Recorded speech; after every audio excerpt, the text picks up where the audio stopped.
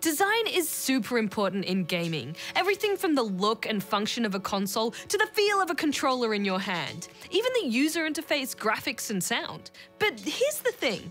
Most games are designed with people like me in mind. Those that have two hands, pretty good mobility, hearing and vision. So what about people with a disability or impairment that means that they need modifications to be able to play? How do they get to enjoy games? One of the leaders in this area is the Inclusive Tech Lab over at Xbox headquarters in Seattle. So what is the Inclusive Tech Lab and how does it fit into the bigger picture of Xbox? We built the Inclusive Tech Lab so that people can understand what it's like to be a gamer with disabilities. And we've had over 4,000 people come through in the 18 months that we've been open. We want people to intentionally include gamers with disabilities in the products that we create. We have our controller, but it has been designed over multiple generations around a primary use case. And that use case makes a lot of assumptions. It assumes that I have two hands to hold it. It assumes that I have two thumbs for these sticks, that I have fluid range of motion for these buttons, that I have the reach to get to these bumpers and triggers, and that I have the endurance to hold it. When these limit people, when these assumptions are not met, we have to recognize that this device is the barrier, that this device is the exclusion. So I've heard a lot about the Xbox Adaptive Controller and I'm really excited to see how it works. So can you tell me a bit about it? Yeah, absolutely. The thing about the Xbox Adaptive Controller is that it has a lot of peripheral inputs on the back there. This uses a standard 3.5mm switch, which is what this guy is. We have our D-pad, and these two guys are actually just big A and B buttons for people who might have sort of gross motor and not have fine motor control, so they, they're not really finger buttons, they're more like elbow, fist, palm buttons. The heart of the device, though, is that on the back here, every single output of the controller, we actually have 19 outputs on the back here, so we have every button covered plus 2 wildcards.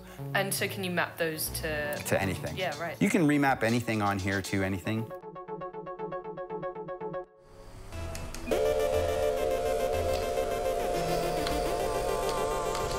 Someone who has felt the impact of inclusive design is game streamer Brendan, aka the Hand Solo. Hey Brendan. Hey Rad. So how long have you been a gamer for? All my life. I've been a gamer since I was about 5 years old. So what accessibility issues do you experience when it comes to gaming? My biggest issue is, as you can see, with a standard PlayStation controller, I struggle with the left trigger and left bumper. I actually, for a long time, put a bit of blue tack on there so I could press it on my left leg. It wasn't the best solution, but it worked. What can you tell us about adaptive equipment? The accessibility controller has done a lot, allowing me to move things from the left trigger that I could not press down to my feet. It hasn't just changed how I play, but it has also opened up what I can play. So what did it feel like when you finally could access all those games that you couldn't play before? It felt amazing. It felt like I was not limited anymore. It's given me an outlet. I live in a small country town as it is. There's not a lot to do, and being the amputee, I don't have a lot of opportunity. So getting that outlet, getting to talk to like-minded people and getting to socialise is what it's really done for me. What would you hope that young people would know or learn about what it's like to have a disability when you're gaming? Not to let it stop them, that no matter what limited mobility you've got or any limitations you've got, that you shouldn't let it stop you.